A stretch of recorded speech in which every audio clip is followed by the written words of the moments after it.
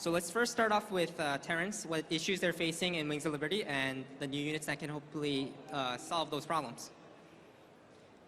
So Thor is supposed to be the best counter to mass Mutalisks, but it suffers from two problems. One is the size of the unit is so big that it's easy to get the Thor stuck in between your own buildings and or your units.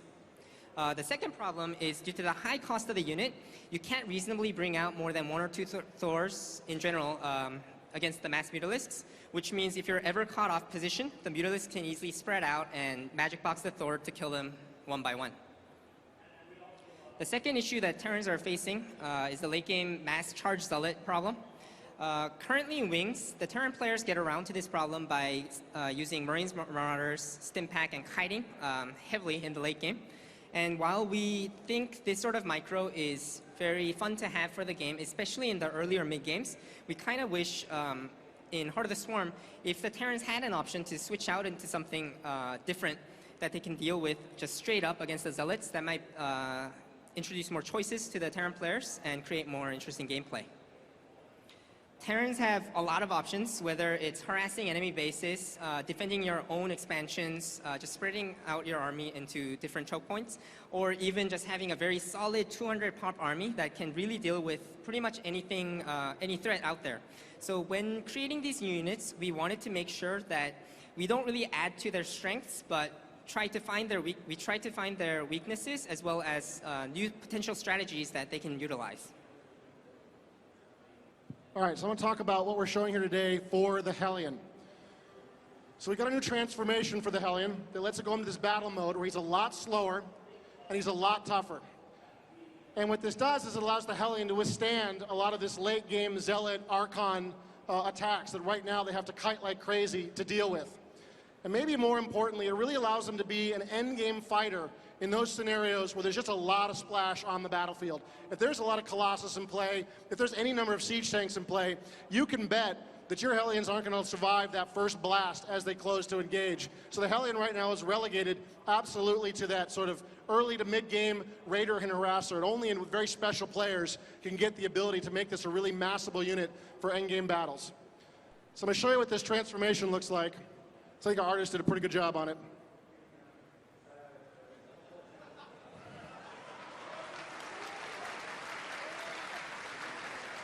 And now I'm going to show you a little video of these guys in action. Now this video was made just for clarity. This is not how it would look in a real sort of esports encounter, but you'll get the idea. Here you can see the Terran players trying to sort of get away. He's kiting, not real well, but reasonably well against these Zealots. He just can't stand up to this kind of firepower.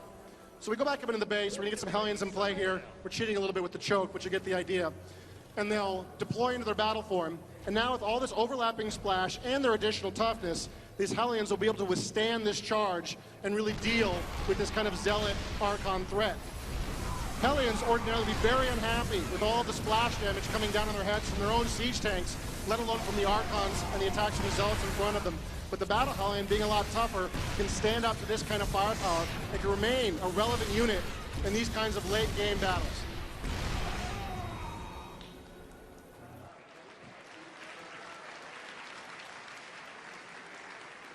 All right, I'll let David talk about the Warhound. So the Warhound is the new factory unit. It's a mechanical unit. Its main role is the anti-air mass mutalist role like the Thor used to have. And it's a medium cost, fairly fast-moving mechanical unit. So it's pretty much just a smaller, faster version of the Thor. So it won't suffer from the two Thor problems that we mentioned before. But the main difference of the Warhound compared to the Thor is that it's got an anti-mechanical ground attack, which means if you're fighting against another Terran player who's using mostly factory-based units, this is a very powerful unit to use against that. And also against Protoss, because most of the Protoss ground units are mechanical units. In a straight-up mass situation, I think the only non-mechanical unit Protoss has is the Zealot. So this really allows us to move the Thor up into a different role. And the role that we chose for the Thor was the Limit 1, super high health, high burst damage, really easy to use, attack move friendly unit. So this really allows us to fulfill the fantasy of the Uber unit that the Mothership really couldn't fulfill back in Wings of Liberty. The Mothership had a lot of problems. It was slow moving. It was always the first target to kill because of the cloak ability. And it had a bunch of powerful spells. So if you didn't use those spells, the mothership was not as powerful as it could be. So we're hoping that this new Thor really caters to that group of players that really want that Uber sort of unit. Yeah. And I'd just like to point out that this unit is definitely under construction. And in our internal playtests, this unit felt pretty strong, especially against Terran and Protoss, and against Mutalisks as well. But we just want to always look for more feedback on this guy. So if you get a chance to go out to the playtest stations and just check it out and give us feedback, that would be greatly appreciated. So in this first video, you'll see the Hellions and Warhounds going up against the more traditional Marine tank army. So the Marines and tanks are spread out pretty well. So the Hellions will go into the new battle mode, which would allow them to withstand the siege tank fire a lot easier, while the Warhounds are picking off the siege tanks using focus fire. They actually have 7 range, so they're pretty good at picking off siege tanks like this. So obviously, if all these siege tanks and Marines were packed up tightly into a choke point, there's no way this Hellion and Warhound army could push that line. But that's exactly what we wanted to go for. We wanted the more traditional Marine and siege tank army to be stronger at tighter chokes with heavily defended chokes, whereas the Hellions and Warhounds have the mobility advantage to fight against that in a different way. All right, the Shredder. So the Shredder is a new Terran radiation robot.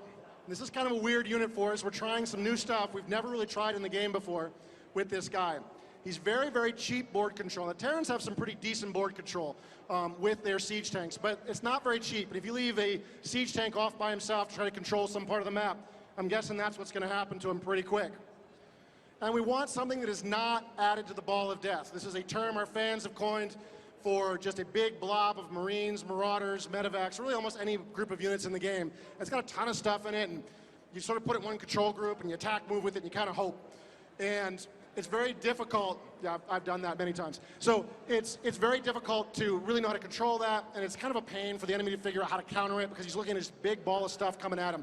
So we don't want to add any more to that. And this guy is fundamentally not allowed to be added to the ball of death, and I'll show you why.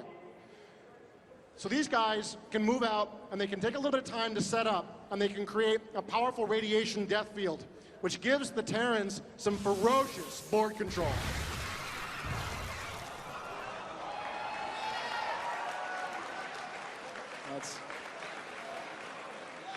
That's too bad. Sorry, Nesty. All right. But he has a fundamental weakness. He can't keep his radiation field on near other units that aren't shredders. If other units move into the radius, he'll shut it off so it doesn't hurt them. So in this case, these Marines stim and rush forward, you see the field just shut off. No shredder fire at all. Now, when the Marines get out of the radius, the shredder turns back on. Now, in this case, the shredders got lucky. In reality, most of the time, these shredders get wiped out in these types of scenarios. You need to keep this unit away from the rest of your army, or it is absolutely useless. And so it's very important to manage this guy carefully. So we're hoping this is a way for the Terrans to get that kind of cheaper board control you would see in things like spider mines, but see it in a way that's kind of unique and really forces the Terrans to spread out their army and not clump up on top of these things. So this is where we're at today with the Terrans. We've got the new Battle Hellion, we've got the new Warhound, and we've got this crazy new unit called the Shredder. We're hoping this creates a lot more diversity in play between the Terrans and their opponents, and at the same time gives the Terrans a few more strategic options, hopefully not giving the Terrans too many more options. I know a lot of players feel like they have too many already, but anything we can do to give them a little something without fundamentally destabilizing the game.